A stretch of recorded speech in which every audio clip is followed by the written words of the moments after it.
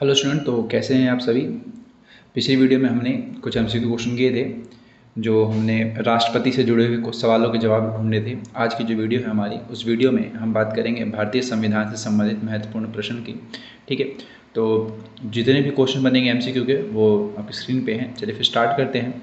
सबसे पहला क्वेश्चन जो आपका है वो ये है कि भारतीय संविधान को कब अपनाया गया। ठीक है, तो ध्यान रखिएगा, अपनाया गया जब आपसे पूछा जाएगा कि इसका मतलब होता है अडॉप्ट। ठीक है, तो अडॉप्ट का जो आंसर होता है आपका वो होता है आपका 26 नवंबर 1949। ठीक है, ध्यान रखिएगा इस बात का कि अपनाएगा वो पूछेगा तो आपको 26 नवंबर बताना है, क्योंकि बहुत सारे बच्चे अपनाए गए को समझते हैं कि उसको लागू कर दिया गया और लागू की जगह वो डाल देते हैं 26 जनवरी 1950, जो कि गलत हो जाता है। ठीक है, तो भारतीय संविधान को जो अपनाया गया था वो 26 नवंबर 1949 को था। ठीक है, दूसरा क्वेश्चन आपका कि संपूर्ण संविधान को कब लागू किया। तो अब लागू किया क्वेश्चन पूछा गया तब आपका हो सकता है 26 जनवरी 1950। ठीक है, तीसरे क्वेश्चन पे आते हैं कि भारतीय संविधान का पिता किसे कहा जाता है। तो वो is the father of Indian constitution एक तरीके से, तो डॉक्टर भीमराव अंबेडकर जो थे भारतीय संविधान के पिता, उनको माना जाता है। ठीक है, अगला क्वेश्चन है कि मूल संविधान में कितने अनुच्छेद थे। देखिए, मूल संविधान का मतलब ये है कि जब संविधान आपका बन के तैयार हुआ था, ठीक है, मतलब स्टार्टिंग वाला एकदम 26 नवंबर 1949 तक, तो उस समय कितने अनुच्छेद थे हमारे भारतीय संविधान में। तो उस समय 395 अनुच्छेद थे। ठीक है, और अभी उसकी संख्या बढ़ के बहुत ज़्यादा हो गई है। अगला क्वेश्चन आपका कि जब संविधान लागू हुआ तब उसमें कितनी अनुसूचियाँ थी। ठीक है, तो इसकी अनुसूचियाँ 8 हैं। ध्यान रखिएगा आप, अभी के समय में बढ़ चुकी हैं ये। तो पहले के समय में मतलब मूल की अगर पूछा जाएगा तो आपको बताना है 8। अगला क्वेश्चन है कि जब संविधान लागू हुआ था तब उसमें कितने भाग थे। तो भाग पूछा गया एक तरीके से, तो उस समय 22 भाग थे इसमें। किसमें? भारतीय संविधान को 22 भागों में बांटा गया था। अगला क्वेश्चन है कि वर्तमान में संविधान में कितने भाग हैं। तो पहले कितने थे? 22, तो अभी कितने हैं? 25। ठीक है, तो 3 बढ़ गए हैं अभी के समय में। अगला क्वेश्चन है कि वर्तमान में समय में कितनी अनुसूचियां हैं। तो पहले कितनी थी? 8 थी, तो अब कितनी हो गई हैं? 12। ठीक है, अगला क्वेश्चन, संविधान सभा का प्रथम बैठक कब हुआ था, यानी कि संविधान सभा की जो पहली मतलब बैठक हुई थी वो कब हुई थी, ये पूछा गया। तो उसका आंसर आपका 9 दिसंबर 1946 को प्रथम बैठक हुई थी। ठीक है, अगला क्वेश्चन है संविधान सभा का स्थायी सदस्य किसे चुना गया। मतलब स्थायी सदस्य का मतलब यहाँ पर स्थायी अध्यक्ष की बात करी गई है, यानी कि संविधान सभा का जो परमानेंट क्या कहते हैं उसको प्रेसिडेंट था, वो किसको चुना गया था। तो वो थे हमारे डॉक्टर राजेंद्र प्रसाद। ठीक है, स्थायी अध्यक्ष थे वो संविधान सभा के। दूसरा क्वेश्चन है अस्थायी अध्यक्ष कौन था। तो स्थायी से पहले अस्थायी थे, तो वो थे हमारे डॉक्टर सच्चिदानंद सिन्हा। इनके बाद राष्ट्रपति सॉरी जो राजेंद्र प्रसाद थे उनको बना दिया गया था। अगला क्वेश्चन है आपका कि डॉक्टर राजेंद्र प्रसाद को स्थायी अध्यक्ष कब चुना गया। तो इसकी जो डेट थी वो थी आपकी 11 दिसंबर 1946। 9 तारीख को सच्चिदानंद बने पहली बैठक में, और दूसरी बैठक आपकी 11 दिसंबर को हुई थी। उसमें डॉक्टर राजेंद्र प्रसाद को स्थायी अध्यक्ष चुन लिया गया था। ठीक है, अगले क्वेश्चन पे आते हैं संविधान निर्माण में कितने दिन का समय लगा। तो सभी को पता है 2 साल 11 महीने 18 दिन। इसके बहुत सारे आंसर अलग भी होते हैं, मतलब 2 साल 11 महीने 17 दिन भी कहीं पे आपको देखने को मिल जाएगा, लेकिन ज़्यादातर जो आपको NCERT की हम बात करें तो उसमें 2 साल 11 महीने 18 दिन का ही बताया जाता है। ठीक है, अगले क्वेश्चन पे आते हैं पंडित जवाहरलाल नेहरू के द्वारा उद्देश्य प्रस्ताव प्रस्तुत कर संविधान निर्माण का कार्य प्रारंभ कब किया गया। देखिए, जो आपका उद्देश्य प्रस्ताव होता है वो क्या होता है? संविधान का आईना होता है। ठीक है, तो इसको पहले प्रस्तुत किया गया था, जो प्रस्तुत किया गया था 13 दिसंबर को। ठीक है, तो 13 दिसंबर को पंडित जवाहरलाल नेहरू ने उद्देश्य प्रस्ताव को प्रस्तुत किया, और उसके बाद संविधान का जो काम था वो स्टार्ट किया गया। मतलब एक तरीके समझिए कि ढांचा बनाया गया था।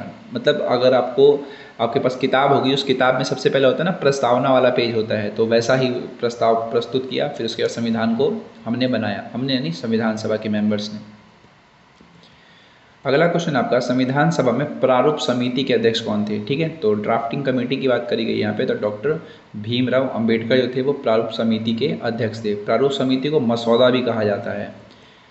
अगला क्वेश्चन है आपका संविधान सभा की जो अंतिम बैठक थी वो कब हुई थी। तो अंतिम बैठक पूछी गई है, तो इसमें आपको बताना है एक तरीके से 24 जनवरी 1950। 24 जनवरी 1950 को संविधान सभा की अंतिम बैठक हुई थी। अगला क्वेश्चन, संविधान सभा का गठन किस मिशन योजना के अनुसार हुआ। तो वो था आपका कैबिनेट मिशन, यानी कैबिनेट मिशन के जरिए ही भारतीय संविधान को बनाया गया था। अगला क्वेश्चन है आपका कि संविधान सभा ने राष्ट्रीय गान को कब अपनाया था। ठीक है, तो राष्ट्रीय गान एक तरीके से, तो राष्ट्रीय गान को अपनाया गया था 24 जनवरी 1950 को अपनाया गया था। ठीक है, चलिए अगला क्वेश्चन आपका कि संविधान सभा ने राष्ट्रीय गीत को कब अपनाया था? तो राष्ट्रीय गीत का भी वही आएगा आपका 24 जनवरी, दोनों का ही है, गान का भी और गीत का भी, दोनों का आप ध्यान रखें, ठीक है। और डॉक्टर राजेंद्र प्रसाद को भारत का प्रथम प्रधानमंत्री कब चुना गया? तो इसकी जो है वो 26 जनवरी 1950 को ही भारत के जो प्रथम राष्ट्रपति थे डॉक्टर राजेंद्र प्रसाद, उनको चुन लिया गया था, ठीक है, 26 जनवरी 1950 को। अगला क्वेश्चन, सबसे लंबा लिखित संविधान कौन से देश का है? तो भारत का ही है सबसे लंबा संविधान लिखित में, ठीक है। बाकी जितने भी देश हैं उन सबका इतना बड़ा संविधान नहीं है। अगले क्वेश्चन पे आते हैं, आपातकाल के दौरान कौन से संविधान संशोधन द्वारा प्रस्तावना में समाजवाद, धर्मनिरपेक्ष, अखंडता शब्द जोड़े गए थे? देखिए, जो भारत में आपातकाल लगा था वो इंदिरा गांधी जब प्रधानमंत्री थी तब लगाया गया था 1975 में, 25 जून 1975 को लगाया गया था। तो इसका जो आंसर है आपका आपातकाल के दौरान में, तो 42वां जो संविधान संशोधन हुआ था उसमें ही संविधान में 3 शब्द जोड़े गए थे, समाजवादी, धर्मनिरपेक्ष और अखंडता, ठीक है। तो 22वें संविधान संशोधन को कहते हैं।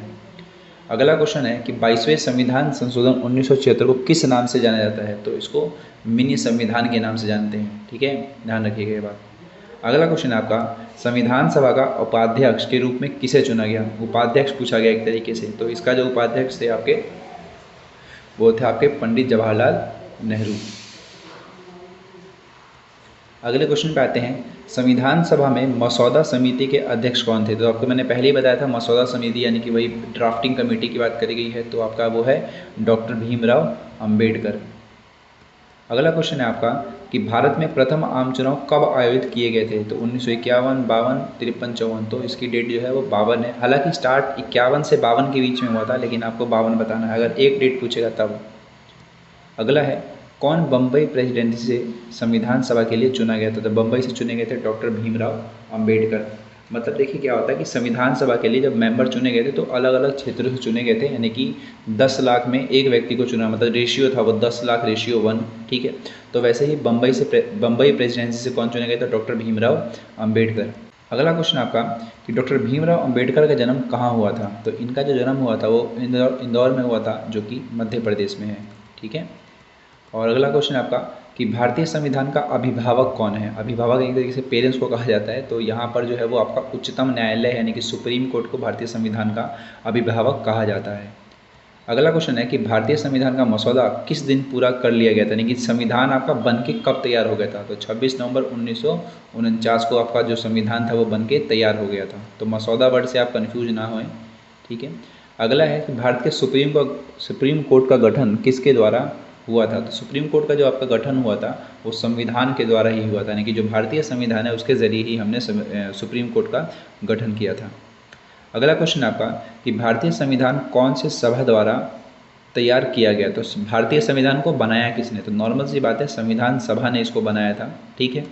अगले क्वेश्चन पे आते हैं कि संविधान सभा के लिए संवैधानिक सलाहकार कौन थे? तो एक तरीके से एडवाइज़र की बात करिए तो वो BN राव थे, जिनको संवैधानिक सलाहकार कहा जाता है, ठीक है। सर्वोच्च न्यायालय के न्यायाधीशों को किसके द्वारा हटाया जा सकता है, यानी कि जो सुप्रीम कोर्ट के जज हैं उनको कौन हटा सकता है? तो वो होता है आपका संसद। संसद के पास ये पावर है कि वो सुप्रीम कोर्ट के जजेस को हटा सकती है, ठीक है। किसके महाभियोग के लिए संविधान में कोई प्रावधान नहीं है? तो वो है आपके राज्यपाल, यानी कि राज्यपाल को महाभियोग के जरिए मतलब कोई प्रावधान नहीं बताया गया है, क्योंकि इनकी नियुक्ति करी जाती है किसके जरिए? राष्ट्रपति के जरिए। अगला है, संविधान दिवस भारत में हर वर्ष कब मनाया जाता है? तो संविधान दिवस मनाया जाता है आपका 26 नवंबर को।